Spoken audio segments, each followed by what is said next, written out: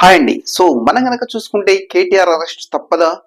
అసలు ఆర్డర్ కాపీలో ఏముంది? అనే అంశాలు గనక మనం మాట్లాడుకుంటే కేటీఆర్ అరెస్ట్ 100% ఉంటుందని చెప్పేసి మనకు చాలా బలమైన సంకేతాలొస్తున్నాయి.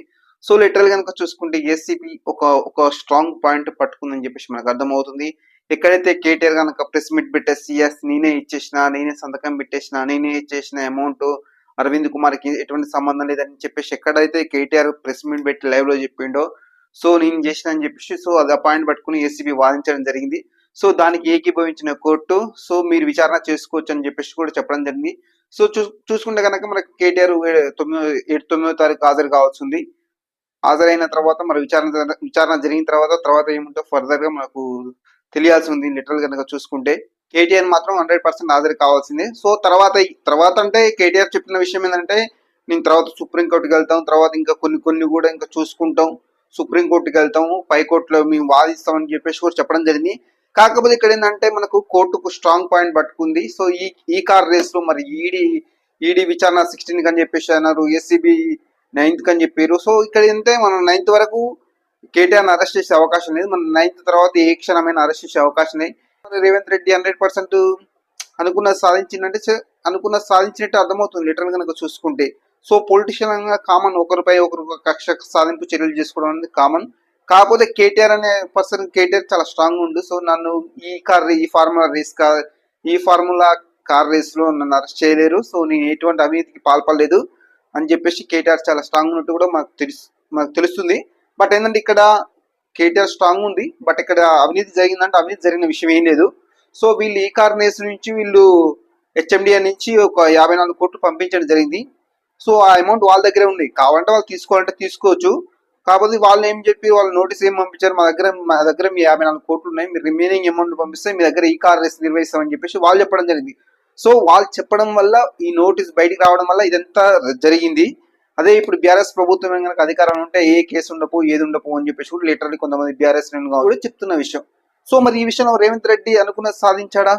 సో కేటీఆర్ అరెస్ట్ చేయాలని ఫిక్స్ అయ్యాడు. సో దానికోసం పన్నాగాలు పన్నాడు. ఒక్కటి కాదు, ఈ కార్ రేస్ కాదు, ఎప్పటి నుంచో ప్లాన్ చేస్తున్నాం. లక్కులో ఈ కార్ రేస్ మాత్రం రేవంత్ కొద్దిగా అనుకూలంగా ఉందని చెప్పేసి మనం మాట్లాడుకోవచ్చు. ఇంతకుముందు కూర్చుంటే రేవ్ పార్టీ పెట్టడం జరిగింది. సో అది కూడా అంతగా సక్సెస్ కాలేదు. రేవ్ పార్టీ పెట్టిండి, అది సక్సెస్ కాలేదు. చూసుకుంటే కనుక ఇప్పుడు ఈ కార్ రేస్ కూడా చాలా రోజుల నుంచి పెండింగ్ లో వచ్చేసి ఇప్పుడు ఏసీబీకి అప్పగించడంతో అది ఒక చిన్న పాయింట్ పట్టుకొని వాళ్ళు దాన్ని ముందుకు నడిపించడం జరుగుతుంది. సో చూసుకుంటే కనుక మనకు 9th విచారణ కోర్టు కూడా ఏం చెప్తుంది, మీరు 100% విచారణ జరుపుకోవచ్చు, మేము దాంట్లో ఏం అభ్యంతరం చెప్పం అని చెప్పేసి చెప్పడం జరుగుతుంది. కేటీఆర్ తరపులారు బెయిల్ ఎక్స్టెండ్ చేయండి అంటే కూడా బెయిల్ మాకు సంబంధం లేదు, సో దీంట్లో మేము కలగజేసుకోము, 100% కేటీఆర్ హాజరు కావాల్సిందే 9th వచ్చేసి అని చెప్పేసి కోర్టు కూడా చెప్పడం జరిగింది. దీనిపై స్పందించిన కేటీఆర్ వచ్చేసి మేము సుప్రీంకోర్టుకి వెళ్తాం, అక్కడ మేము మాట్లాడుకుంటాం అని చెప్పేసి కూడా చెప్పడం జరిగింది. సో వాట్ ఎవర్ రీజన్ ఏదైనా కావచ్చు, కానీ 100% అంటే నాకు తెలుసున్న విషయం ప్రకారం, మనకు వస్తున్న సంకేతాల ప్రకారం కేటీఆర్ అరెస్ట్ అయ్యే ఛాన్సెస్ ఎక్కువ అని చెప్పేసి మనం మాట్లాడుకోవచ్చు. సో మరి రేవంత్ రెడ్డి ఎందుకు ఇంత ప్రెస్టేజ్ ఇష్యూ తీసుకుంటే అక్కడ ఓటుకు నోటు కేసులో ఇదే ఏసీబీ అధికారులతోటి రేవంత్ రెడ్డిని అరెస్ట్ చేయించారు.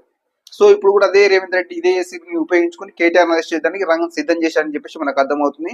సో ఏదైనా కూడా మనకు 9వ తారీఖు తర్వాత తెలిసే అవకాశం ఉంటుంది. ఎందుకంటే ఆయనకు స్టే ఇప్పుడు ఏంటంటే ఆల్రెడీ స్టే ఏం లేదు, కేటీఆర్ అరెస్ట్ కు రంగం సిద్ధమైందని చెప్పేసి మనం మాట్లాడుకోవచ్చు. ఏ క్షణమైనా అరెస్ట్ చేసే అవకాశాలు ఉన్నాయి. సో అది అన్నట్టు విషయం.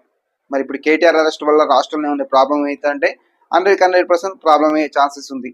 ఎందుకంటే ఆయన కొద్ది గొప్ప మన తెలంగాణలో బీఆర్ఎస్ తరఫున మాట్లాడే వ్యక్తి అంటే కేటీఆర్, హరీష్ రావు మాత్రమే ఎక్కువ మాట్లాడతారు. సో ఇప్పుడు కేటీఆర్ గొంతు నొక్కితే తో మనం ఆడిందే ఆట పాడిందే పాట అని చెప్పేసి రేవంత్ రెడ్డి అనుకున్నట్టుగా మనకు వస్తున్న సమాచారం లిటరల్ కనుక చూసుకుంటే.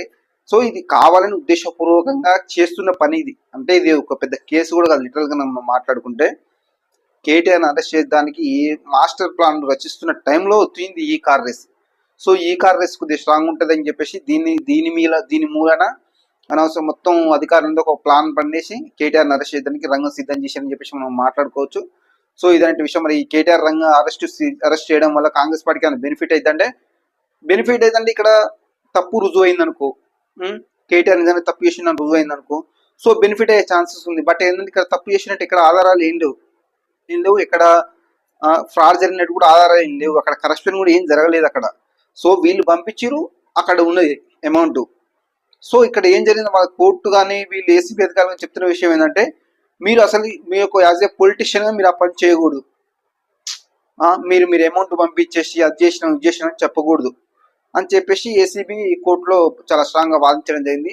సో దానికి కేటీఆర్ చెప్పిన విషయం ఏంటంటే, అంటే మొన్న ప్రెస్ మీట్లో చెప్పిన విషయం ఏంటంటే, నెక్స్ట్ టైం కూడా మా ప్రభుత్వం వస్తుందేమో అనుకున్నాం మేము, అందుకే అలా చేశాం అని చెప్పేసి అన్నాడు. సో ప్రభుత్వం రాలేదు, అది కాస్త ఇప్పుడు కోర్టు దాకా వెళ్ళింది, పెద్ద ఇష్యూ అయిపోయింది. సో నైన్త్ వరకు ఉంది టైము. 9th తర్వాత ఏమైందో మనం వేచి చూడాలి. సో ఫైనల్గా విషయానికి వస్తే మాత్రం నాకు తెలిసినంత వరకు అయితే ఈ విషయంలో రేవంత్ రెడ్డి అనుకున్నది సాధించినట్టే కొడుతుంది అనిపిస్తుంది నాకది 100%. సో చూద్దాం ఇంకా ఫర్దర్గా ఏం జరుగుతుందో మాత్రం ఇంకా వేచి చూడాలి. చేసిన ఒక చిన్న మిస్టేక్ వల్ల బహిరంగంగా ప్రెస్ మీట్ పెట్టి అవును నేను బరాబర్ చెప్తున్నా, నేను ఇచ్చినా, నేనే సంతకం పెట్టినా, అరవింద్ కుమార్కి ఎటువంటి సంబంధం లేదు అని చెప్పిన ఒక చిన్న పాయింట్ని పట్టుకుని కోర్టులో దాన్ని వాదించడం జరిగింది. సో ఈ యొక్క చిన్న పాయింట్ వల్లనే కేసు కూడా చాలా స్ట్రాంగ్ ఉన్నట్టుగా మనకు అర్థమవుతుంది. సో చూసుకుందాం ఇంకా ముందు రోజులు ఏం జరుగుతుందో మనం వేచి చూడాలి. Okay, thank you.